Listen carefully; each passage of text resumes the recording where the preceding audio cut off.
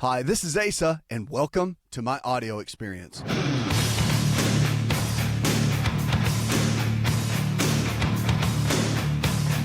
here for you each and every day. One of the things I want to kick off with is to talk about something I think on the forefront of a lot of people now, and it's stem cell therapy. It's something that it's been researched for 20 years, but now it's more in the mainstream, and it's something that we're seeing a lot more in mainstream practice. And stem cells, there's two different types. You've got mesenchymal stem cells and embryonic stem cells. Now, the embryonic are the ones that were kind of banned. That research and ability to use that in the U.S. was banned. President Bush jumped in and said, we're not going to do that. He didn't want anybody playing God. And so I think it's a kind of a cool thing. I agree with him. But the embryonic stem cells were the ones that everybody got in a big uproar about, right, with ethics. But there's another kind of stem cells that helps to rebuild and repair. We say repair and regenerate tissue. And it's called the mesenchymal stem cells. These little guys can go in there and they can rebuild things like cartilage. They can take a torn tissue and help regenerate it. There has been some studies that have been shown and research that have been shown that it potentially can help repair and regenerate lungs that are damaged, like with COPD. They're finding that people have seen great results with the pancreas, such as in diabetes. So there's a lot of promise with stem cells. And pain is another big one. So you start talking about pain of joints, spinal issues with degeneration of spinal joints, muscles, all of these kind of things. When you start seeing that, that's pretty amazing. Okay, so we're starting to see, even in the clinics that have been around, we have seen amazing, with our lifestyle providers, results with stem cell therapy. All right, so this is just a simple example. Okay, maybe take somebody that's in their 60s or 70s and they've got complete degeneration in the knee. If you look on the film, look on X-ray and MRI, you're going to see a joint space that's almost what they call bone on bone. You ever hear people talk about that, having bone on bone? Well, and that's when they start talking about knee replacement, which is a huge surgery. It's massive. Matter of fact, most surgeons will want you to watch some form of video and educational format just to understand what you're undergoing with a complete knee replacement, because it is a big deal. All right. Now, what's interesting, though, is that stem cell therapy, stem cells can give you life back to a joint that's been torn down, because it actually uses your own cells, your own stem cells, to go back in, and it's re-injected. So the stem cells are taken out of the body, usually in the bone marrow or the fat tissue in the body, the adipose tissue as we call it. It's then processed and then what we call spun down, and there's a process to it. And then it's re-injected into the troubled area. Stem cells go in and help to repair and regenerate. So with cartilage, they can help rebuild cartilage. Muscle repairs muscle tissue and can give life. So there was a 65, 70-year-old man in one of our lifestyle provider locations that had almost, it was pretty much bone on bone, and within a 4 to 6 month period, almost had a 1/4 inch regrowth in the joint space, and went back to not just normal activity, but superseded his activity into, levels that when he was in his 30s and 40s. Is that real? It's real. And is it happening? Yes. And they've been doing it in Europe for a long time. It's not like it's some brand new discovery.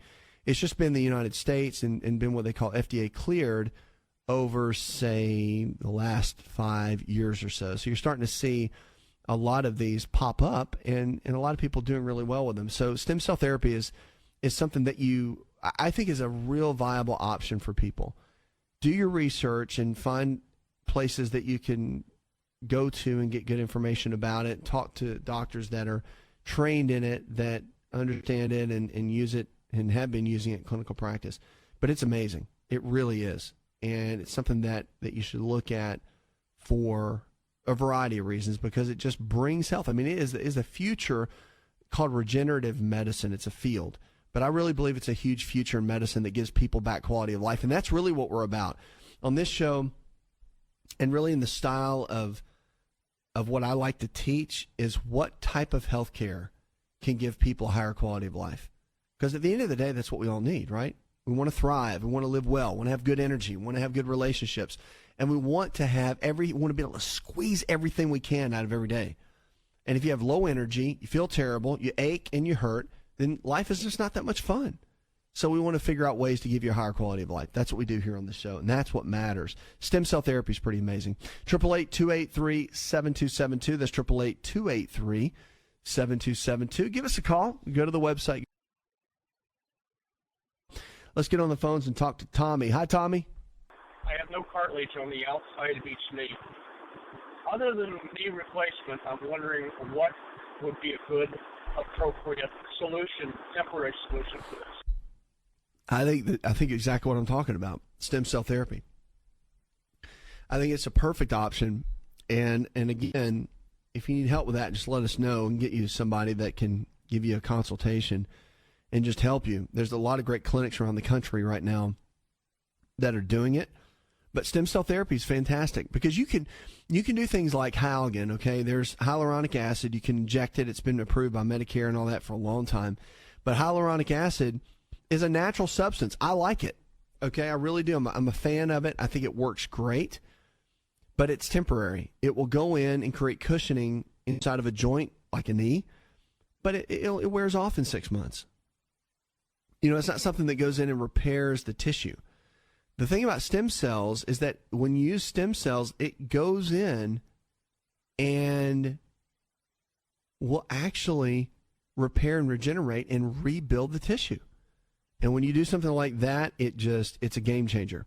When you go in and repair and regenerate the tissue, it is an absolute game changer for what we're talking about. And so with you having, when you say you have no cartilage, let me tell you something, you got a little bit of cartilage on both sides, right?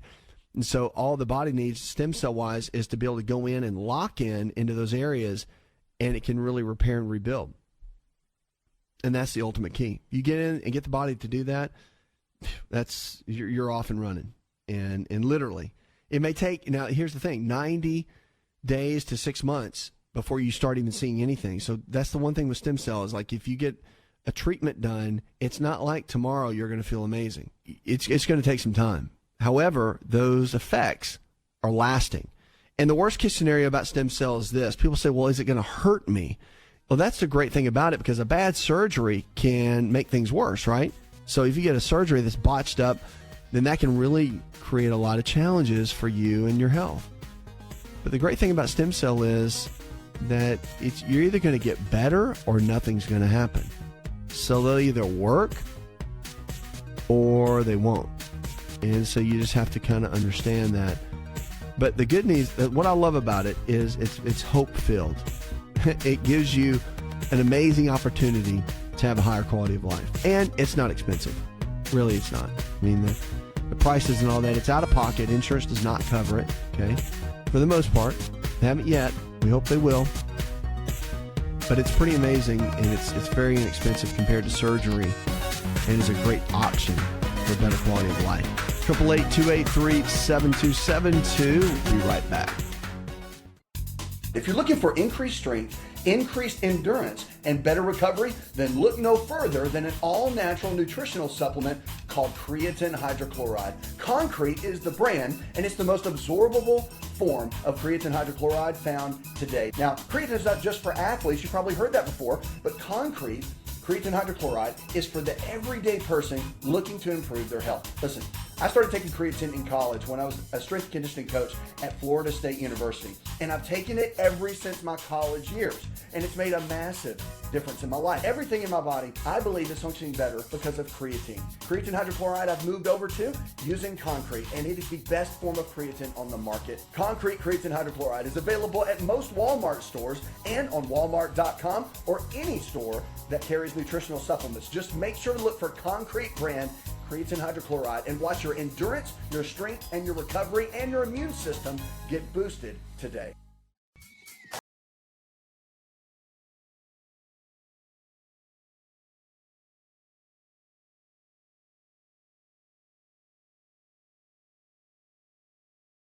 Radio online at InShapeNetwork.com. Lines are open, 888-283-7272. That's 888-283-7272. Check us out on the web.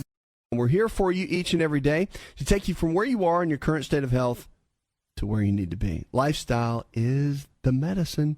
It is. I think the way you think is probably some of the best medicine. So, but lifestyle plays a big role in that. So depression is something that, it's the number one prescribed medication right now is depression meds. Number one. Why is that? Live in America. Live in a place where you can pretty much, for the most part, do what you want. Okay? Got every opportunity in the world if you just apply yourself. If you have the right mindset. Yet we have more depression in our country than anywhere else. Why is that? Well, there's a lot of reasons for that. I think our thinking is off. I think that self-esteem is at an all-time low. I think that understanding our capabilities and our abilities, I think that's a big part of it, and not realizing that we are designed for more, not realizing that there's so much more we can do if we apply ourselves. And if we realize, first you got to understand who you are and what your talents are and what your greatest giftings are. And that's a whole different conversation. But that's a big piece of it, I think. And I think that poor eating habits, poor dietary habits lead to severe depression. We see that in the studies. We see that in a lot of it. Of course, life, right, can cause it. Just life situations and circumstances. But what about as we age? One thing that's interesting is that as we age, depression is definitely not a part of the aging process. It's a medical condition, so don't think if somebody gets older, they get depressed. So depression in older adults or anyone can be a serious illness. Doesn't matter if you're 25 or 95, it's still serious. But it affects about 7 million of the 39 million adults older than 65 in the U.S. Plays a big role. It's a misdiagnosis often, too. So the older adults can mask the depression by complaining of a physical problem, so it's harder to diagnose. According to the National Institutes of Mental Health, typical signs of depression in the elderly: sleep issues, which is too little or too much sleep, decreased pleasure and interest in previously enjoyed activities, decreased energy or concentration, an increase or decrease in appetite, feelings of hopelessness or helplessness, thoughts of death or suicide, and self-destructive and suicidal behavior. So the older adults are more likely to die by suicide, they say. 1 out of every 100,000 people aged 75 and older are in that category. So you just have to keep an eye out. So a person who's physically ill and not getting any better often has underlying depression. So medicine can help, psychotherapy can help, or a combination of both can really be effective in treating that depression. So it can help prevent depression by staying active and by being connected to other people through family and community activities, senior groups, or religious affiliation. All of that can make a real big difference in how you feel. But depression, it can strike anyone, and it can hit them. So you always want to keep an eye on it. If you see those symptoms in somebody you love, you care about, and you want to jump on it, get them the help they need, get them to somebody that can help, counselor. If it's real severe, get them to a physician so they can potentially seek treatment if needed. Because depression is not normal, okay? And once your daily activities become affected by it, that's when it becomes something that warrants getting some kind of work like that done. Really have to get it looked at. 888-283-7272. That's 888-283-7272. Lines are open with questions about your health. You can give us a call or go to the website. Get over to the phones and talk to Jake. Hi, Jake. I want to know if green tea and peppermint tea, do it really helps? Well, yeah, green tea is really good. Peppermint tea's okay. I'm not a big fan of peppermint tea's good. It's good for a mental lift, but there's been some studies that have shown that peppermint tea can lower testosterone. See, for a guy, it's kind of catch-22, right?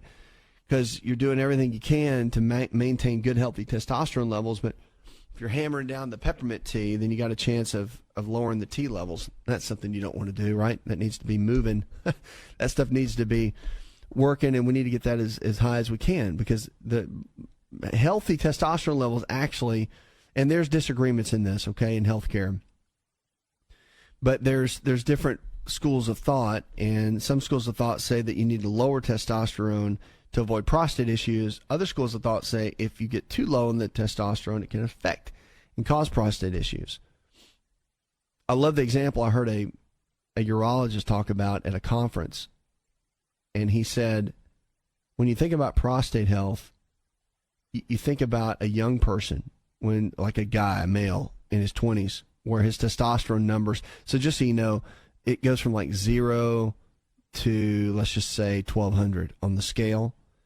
When you're in your teenage years, 18 to 25, you're probably running about 900 on the testosterone scale. When you get into your 30s and 40s, you're probably hitting about 750. And then when you get into your, say, 50s and 60s, you're probably getting down around 400 to 500. So it slowly declines. But, I mean, a lot of people try to keep a guy that's had prostate cancer around 150. I mean, just bottom of the barrel. But if you realize that, the guy, the urologist said, he goes, how many kids, how many young guys that were in 18 to 25 had prostate cancer when their testosterone was running 900? None. So we don't get into trouble until the testosterone levels really start to drop. And so there's a lot of debate on that. My point is that peppermint tea can drop it.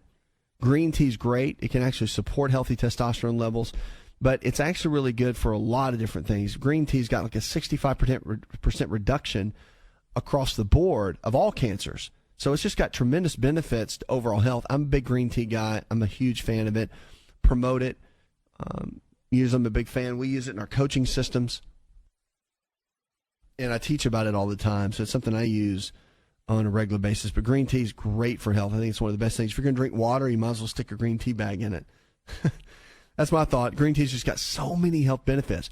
888-283-7272. That's 888-283-7272. Give us a call or go to the website. So much coming up.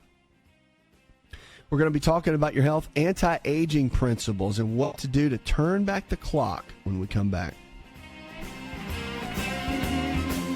Did you know that you can listen to the AsaRx audio experience on Spotify and Pandora? For all the ways to watch and listen, check out our show page at asarx.com/experience.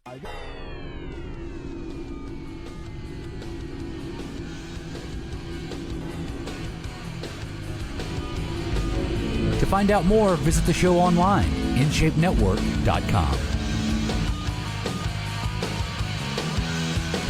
Lines are open, 888-283-7272. That's 888-283-7272. Welcome back to the show. And check us out on the web. We're here for you each and every day, whether you're absolutely thriving or challenged in a hospital bed. Don't you ever give up. Don't give up. The one thing we have every single day is we have hope. And if you lose your hope, you're going to lose everything. Hope is the key. Hope is what tells you that you can make it. Hope's what tells you that you can go to the next level. Hope's what tells you can get out of that bed. Hope is what tells you that it's not over. Hope is what tells you that just because your dad died at 55 doesn't mean you are. Hope's what tells you that even though life can be tough, there's a better day coming. That's what hope is. So in healthcare, just like life care, you can't lose hope. It is the key that will pull you through every single time, every single day. And that's the truth. 888-283-7272. If you're a senior, which we got a lot of seniors now, and you have diabetes, the fracture risk is really high. So if you're at increased risk for fractures, then usually over the age of 65, type 2 diabetes, you're going to have a higher risk of fracture. And one of the things you can do to avoid that is get a test done by your physician, and they can check on your vitamin D levels. Now, vitamin D is a real key for increasing bone density and avoiding fractures. And vitamin D, not only is it powerful in what it does, but also you got to look at vitamin K2. And the vitamin K2 is what helps to absorb the vitamin D. You really want to take those two together. It makes a tremendous difference in your overall health. I would have that checked out for sure. It can make a big difference. So get testing done, a blood test, by the way, with your physician, and have them take a look at it, because vitamin D levels usually run really low. Matter of fact, at the age of 50, we lose our ability to utilize vitamin D. So really have to get in and see a difference on that. Vitamin D plays a big, big role. 888-283-7272. That's 888-283-7272. You can give us a call. If you haven't found a lifestyle provider, someone in your area that believes just like we do, you can go to the website and find a lifestyle provider in your area, or just give us a call at 888-283-7272. But sometimes we just need someone to take us by the hand, right? We have providers in different areas that can help you. And really, it doesn't matter if you're dealing with diabetes or heart disease, arthritis, fibromyalgia, if you've got weight issues you want to work on, you really want to get yourself back in shape and into a better place, and we can help. I'll tell you some of the big ones: high blood pressure, diabetes, high cholesterol. These are some of the big ones that just begin to crack the surface when things start breaking down. That's what you have to look at. So getting the body to balance is a major key for that. 888-283-7272. That's 888-283-7272. Let's get on over to Francine. Hi, Francine. I don't know exactly what goes on with me. I may not have anything wrong with me. I don't know. I could have a stomach issue. I could be lactose intolerant. I don't really know what goes on with my body. I'm 26 years old, and I just want to know what am I doing wrong? Like, I love salads, and I do eat my greens. Maybe not as much as the healthy food, but I do try to eat meats and stuff. And I just don't understand what I'm going wrong. I get real bad, painful stomach cramps, and it's really painful to the fact where if I have to go to the hospital sometimes, and I just really would like some help to figure out what's going on with me. I don't feel like I'm eating enough, or maybe I just feel like I'm underweight, and I just really need some help. I'm 26 years old again, and I feel like I really want that help to be eating healthy like everybody else, and I want to stay as young as I can possible. Well, number one is you're young. I mean, you're 26, okay? The good thing about that is that when you start having issues, especially digestive issues, that early, it's usually something, well, it's a combination, okay? Because the gut and the brain are connected. So usually there's something happening between both of those. There's what we call a gut-brain connection. So either there's a lot of pent-up emotional stress that they don't realize is there. Maybe it's from the past. Maybe it never got dealt with, whatever. And it could be a combination of just poor eating habits, things that you just don't realize. Like you may think granola bars are healthy, or you may think that eating a lot of bread is okay. And maybe your body just doesn't handle it that well, and it converts that into making low energy levels and digestive related conditions, right? If you drink a lot of milk and your body doesn't process milk well, there's a protein in milk called casein, and some people just don't break it down well. It's no big deal. Some people just don't need to drink milk or have any kind of dairy products. So it's figuring that out. It's not that you are very young, and sometimes when you're young, you don't feel good. You feel old, right? So that's something that can easily happen. But one thing I can tell you is to make sure I would go see a GI doctor, a gastroenterologist, and you may have to get a referral from your primary care doctor. Whatever, I would have them look at it. Okay, just have a look. I'm a big specialist guy. I think they're important, but I'd get to your GI doc and just have them talk with you and get some testing done. Make sure everything's clear. And if they say everything's clear, if they don't work with you on your diet, and some don't, some they just do what they do and they don't get into all that.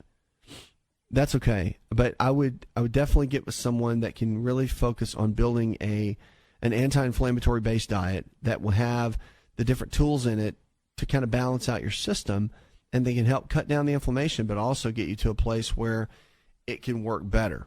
So these symptoms you're having can be indicative of a lot of different things, but you just need somebody that can take you by the hand and walk you through it. I mean, that's really the biggest piece, because with having different health issues like that and being so young can be frustrating. But I'll tell you that digestive issues are one of the number one set of issues that people struggle with. Brain issues and digestive are are some of the big ones. So I would have the GI doc take a look at it and then let us know. Okay, 888-283-7272. That's 888-283-7272. Lines are open with questions about your health. You can give us a call or go to the website.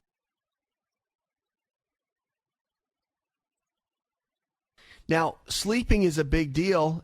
Did you know that? Now, I've changed my tune on that. Matter of fact, the research has said for so long, 7 to 9 hours of sleep is good.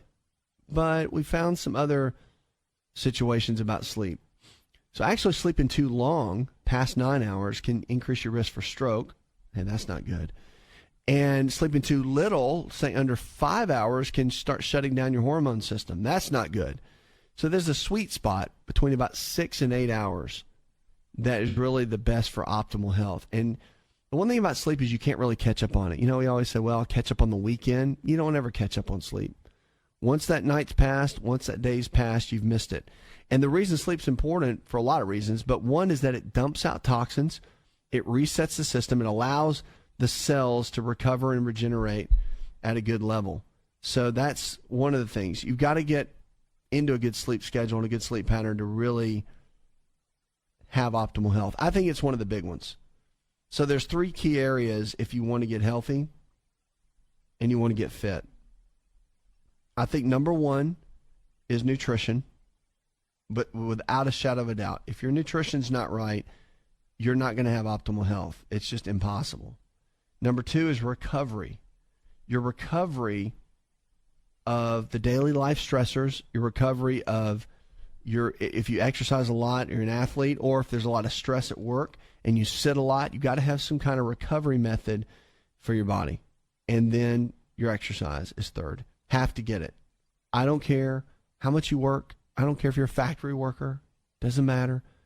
I don't care if you think gardening is working out. Let me tell you something right now. Gardening is not exercise. Gardening is sitting on your knees and pulling weeds or whatever you're doing. And don't get all offended, but it's not exercise.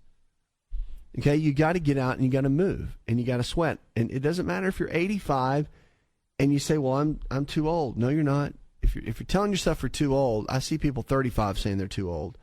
So it's just more of a mindset with what you do. But those 3 areas are going to be the biggest key. But your sleep patterns are important. And I would develop a routine, number 1. Got to get on a sleep schedule. Doesn't matter if you go to bed every night at 10 or 11. You want to start cutting the lights out. That's a big one. All right, cut the lights out. If you want to reset your clock, you want to start cutting the lights down around 7 or 8 o'clock at night.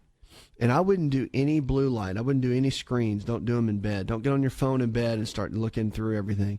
You want to get through with all that. Any kind of computers, it's called blue light that comes from the screen. Now, they've got a blue light cutoff on your phone you can do. And if you have to be on your phone, that's a good option. I would put that option on, though, around 7 o'clock at night so that what your mind or what your eyes are looking at will really begin to shut that down. Because it does. It makes a big difference overall. And when you start cutting out the blue light and you get into a good sleep pattern and you structure yourself in a way, you're going to increase your overall health. And when it comes to sleep, it's one of the biggest keys. I mean, they're finding now that if your sleep patterns are disrupted continually, it can lead toward Parkinson's disease. It can lead toward dementia. It can lead toward cognitive breakdown. So it's a big part. And I say that a lot of times if you can't get someone's sleep right as a doctor and you're working with them clinically, I don't think you can get a lot right. I think the sleep pattern has to come in first and get corrected before everything else. And if you can get the sleep dialed in, then you can really win the battle. That's where the battle is the challenge is with sleep issues like that. So we want to help you any way we can. We will. I've got articles on that, by the way, in detail on the website. 888-283-7272. It's 888-283-7272. More questions about your health when we come back. Are you ready to chow? It's time for Keto Chow. When it comes to eating healthy, the keto diet has become one of the nutrition leaders in optimizing health, losing unwanted weight, and reaching your health and wellness goals. No extravagant cooking, no long kitchen cleanup, and most importantly, especially for me, It's convenient. Just put quality Keto Chow powder in a bottle, add some heavy whipping cream or your favorite fat, a little water, and boom, shake it up and you're ready to chow. Keto Chow tastes amazing. So make Keto Chow easy for you and your family today with Keto Chow. Let's go chow. Visit Keto Chow online at ketochow.xyz. That's ketochow.xyz.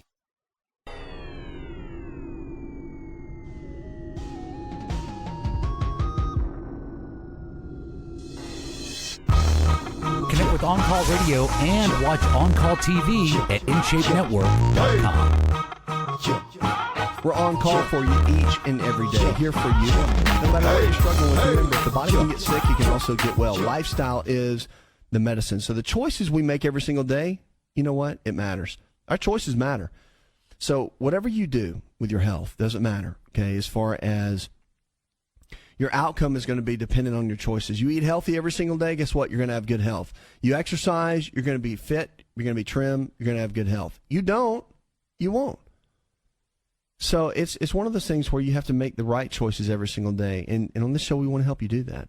Let's get on the phones and go with Sherry. Hi, Sherry.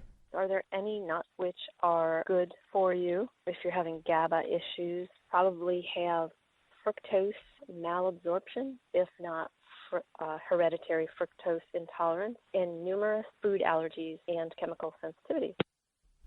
Yeah, with all that going on, the nuts you want to stay clear of, if you have GABA issues and you want to keep your GABA levels up, really it's almonds, Brazil nuts, and walnuts. I mean, those are all great nuts too, right? So they're really good.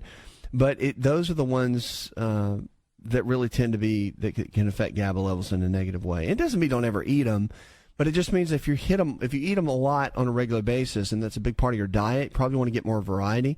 One of the great nuts that I like are macadamia nuts. They really are in a general sense, they don't affect a lot of areas negatively. They're really great for our hormones. Our hormones are very supported by macadamia nuts. It's a monounsaturated oil. It's very, very similar to the same kind of fat that's in avocados. So it's really, really good for maintaining healthy testosterone levels in men and good progesterone estrogen balance in women. So those are really good sources. But if you deal with GABA issues, you want to stay away from wheat products too, though. It's not just nuts. Wheat is a big one. So any kind of like gluten-based foods, bread, pasta, cereal, crackers, all that can make a big difference if you deal with GABA issues. And of course, GABA is the main brain chemical for anxiety. So if somebody struggles with anxiety, they have low GABA levels. And that's one of the big issues. So GABA is a real key, but your foods can make a big difference. Now, foods that can help GABA levels are fish, except salmon, unfortunately. Salmon, one that can trigger it. You want to stay away from spinach. You want to stay away from a lot of the beans, although chickpeas are good. So a lot of those different foods can make a big, big difference in your GABA levels, and then sugar, of course. I mean, all the junk food is a given. Don't even touch that. But you can create better balance. I've got a whole listing of that. If you go to the website, I've got articles on this where we talk about the different brain foods and what can help different areas. So like acetylcholine, which has to do with cognition and memory, or serotonin, which has to do with feeling good, dopamine, which is that feel-good brain chemical. Those are the ones you can look at and really see a good overall game plan. All right, 888-283-7272. That's 888-283-7272. Give us a call or go to the website. What about our kids today? We all think that maybe kids grow up too fast. We always talk about that when they're little. But they're finding now that in some ways a trend tends to be that U.S. teenagers are maturing a lot slower than in past generations. So high school kids today are less likely to be drinking or having sex, they say, versus their counterparts in the 80s and the 90s. But they're also less likely to go on dates, have a part-time job, or drive. Traditional milestones along the path to adulthood that we've seen are slowing down. So it's the slower development. Is it good or is it bad? We've kind of, go back and forth with it, but it may depend on how you look at it, the researchers said. According to life history, a theory that they've had in a lot of the psychology, neither fast nor slow development is inherently good or bad. It just depends. So there's a lot of trade-offs on each path, they say. Twenge, which is a Gene Twenge, which is a professor of psychology at San Diego State University, So the upside of slower development is that teens aren't growing up before they're ready. I tend to agree with that. But the downside is they go to college and into the workplace without as much experience, with not as much independence. That can be a challenge too. So I think that if you ask any college professor, they'll tell you that students these days are woefully unprepared in basic life skills. But, again, it's not to say that teens should be rushing into adulthood. And I think that happened a lot, definitely in the 80s and 90s, at the time period that I grew up and was in that age bracket. And I can just see a handful of people that I grew up around, some that had to grow up super, super fast due to their family situations, and some that didn't. So I think there's definitely a balance between the two. But they found that by early 2010, high school seniors were online for an average of 11 hours per week, but pointed out that patterns seen in the study began before widespread internet use. So the internet has played a big role, too, in a lot of the slowdown of what's been going on. So, again, patterns. When you start looking at health, mental health is a big piece of that. And development, to get somebody, so if they're struggling with anything, doesn't matter if it's diabetes or heart disease or blood pressure, or if it's just something as simple as maturity. It comes down to the way we think. It comes down to the people that are influencing in our lives. It comes down to the people that are making an impact and really teaching those kind of core principles. And our health is determined by our choices. So no one can take responsibility more for your health than you. And if we're talking about young people, then parents, that's a responsibility that we have to make an impact and to really leave an example and lead by example to them. So I think that there's a lot of differences that need to be looked at. But it's interesting because they say they don't know that it's good or bad in something like this. They don't know that if the development, slower development, is really good or bad. I think it really comes down to the individual person and the family and where they're headed. So that's what I would look at. 888-283-7272. That's 888-283-7272. We've got Jeff in Phoenix, Arizona. This says, what do I need to do to increase testosterone? Well, Jeff, the increased testosterone levels, one of the big things you've got to do is get your lab testing done with saliva. You need help with that. You've got to figure out how much the body is actually producing of the hormone. That's the key first. Puts another hour in the charts. I want to thank our producer, G. Allen, our executive engineer, John Garrison, and the rest of the team. Go tell one person something you learned on the show. Together, we can transform the health of our friends, our families, and our communities. You listen to the show, it helps you get well, stay well. Did you know you could listen to the AsaRx audio experience on Spotify and Pandora? For all the ways to watch and listen, check out our show page at asarx.com/experience. Hi, it's Asa. I'm giving you a copy of my best-selling book for free to help you in your health journey today. I'll pay for the book. All you do is just cover the small shipping and handling costs. Go to asarx.com and get your free book today. This episode is over, but check episode notes for links to products and services you've heard about on this episode. Thanks for listening and subscribing. Please share the AsaRx audio experience with others and stay in touch by giving us your comment or review.